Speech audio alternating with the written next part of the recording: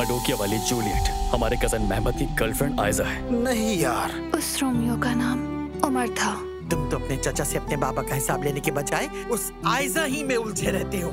इसका उससे क्या ताल्लुक? बहुत गहरा ताल्लुक है बेटा। तुम्हारा वाहिद मकसद सिर्फ और सिर्फ कंपनी होनी चाहिए।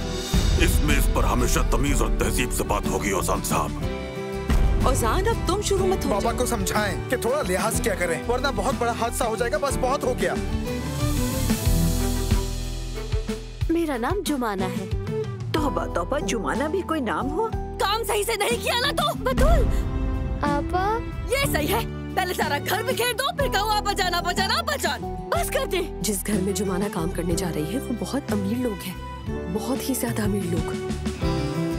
आपके ख्याल में क्या किसी ताल्लुक में मोहब्बत का होना जरूरी नहीं होता?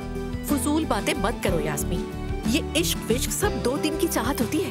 यह है मेरा बेटा उमर। खुशी हुई, खुशी हुई। यह है हमारी बेटी आयजा। मैंने जिक्र किया था तुमसे, महमद की गर्लफ्रेंड है। मैं जानता हूँ बाबा, हम लोग पहले मिल चुके हैं।